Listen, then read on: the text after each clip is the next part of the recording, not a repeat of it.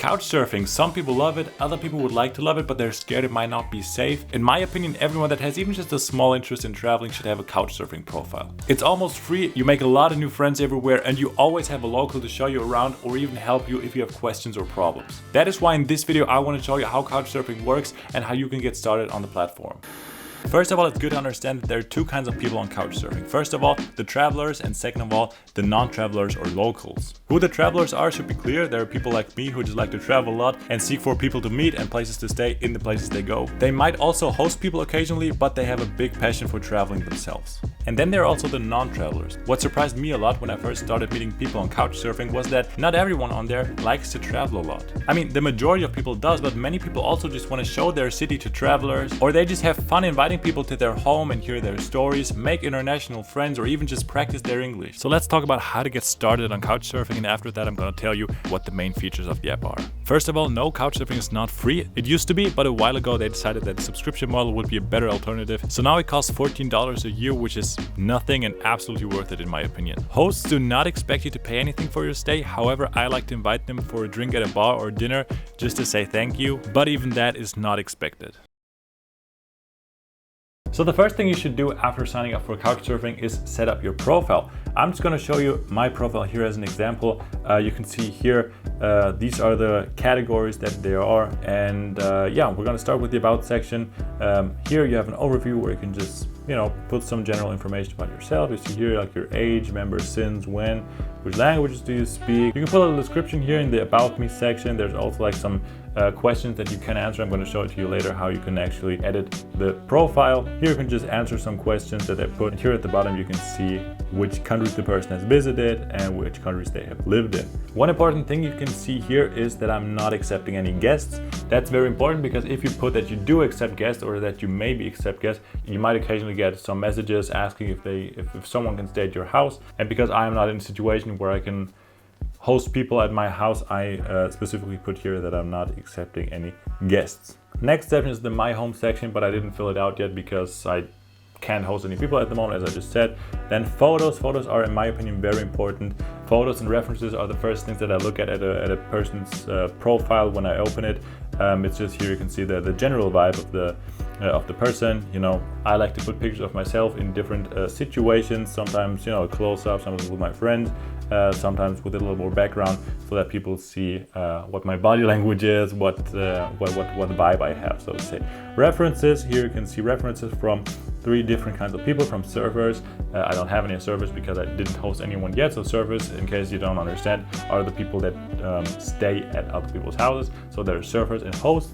Hosts, I do have some references from hosts, and personal. I also have personal references from people that I didn't stay at their house, but we just met personally in the city and hung out a bit. Here you have friends.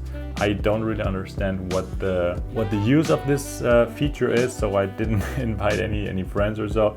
And then here's favorites. I also didn't put any of my favorites here.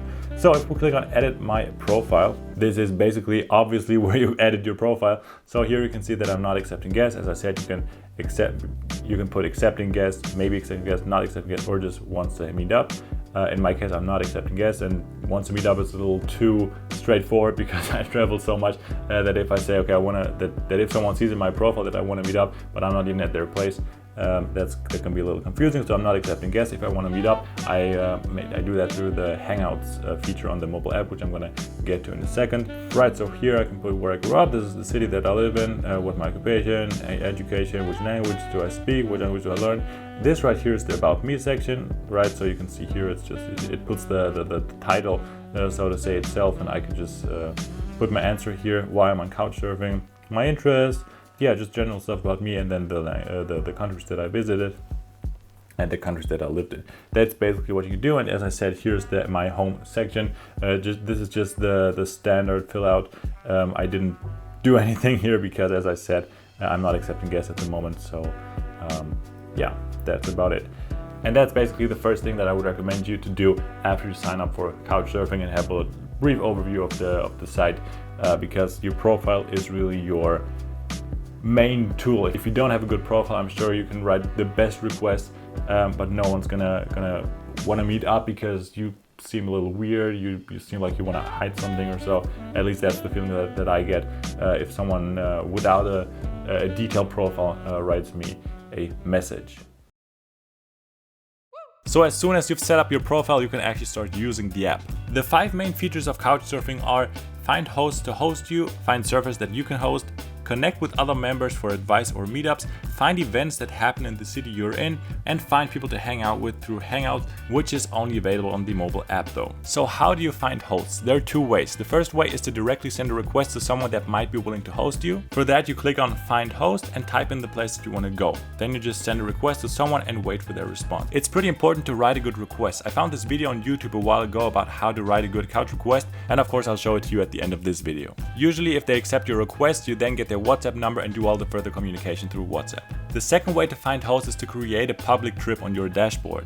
That way other people can see that you're traveling to a certain place, and in the description of your public trip you can say something like, hey, I'll be in Bogota for 3 days. If someone could show me around or even just host me, please message me. If you do that a couple of days or weeks in advance, in most places, mostly in the big cities, you will get multiple hosting offers, and that's actually the way I met most people. But of course, if you don't want to receive messages from random people, you will probably prefer the direct request method. Finding servers that you can host is basically the same thing, just from the other perspective. Either you receive requests from people that would like to stay at your place, or you can look through the Find Travelers tab to see who's coming to your city and might need a place to stay. However, before you start hosting someone, you should first get some references from personal meetups or people that already hosted you. Otherwise, people will probably not trust you enough to stay at your place. At least that's what I've heard so far. Through the Find Travelers tab, you can also find people to hang out or travel together with. I personally have never done it this way, but of course you can also send messages to other travelers if you think you're a good fit. There are also Couchsurfing events that are organized by other members. Usually they are meetups at a bar or group tours through a city, for example, but I've only been to one so far, so I can't give you a good picture of how it typically works. Last but not least, there's the Hangouts feature, which is only available through the mobile app, and I love this feature.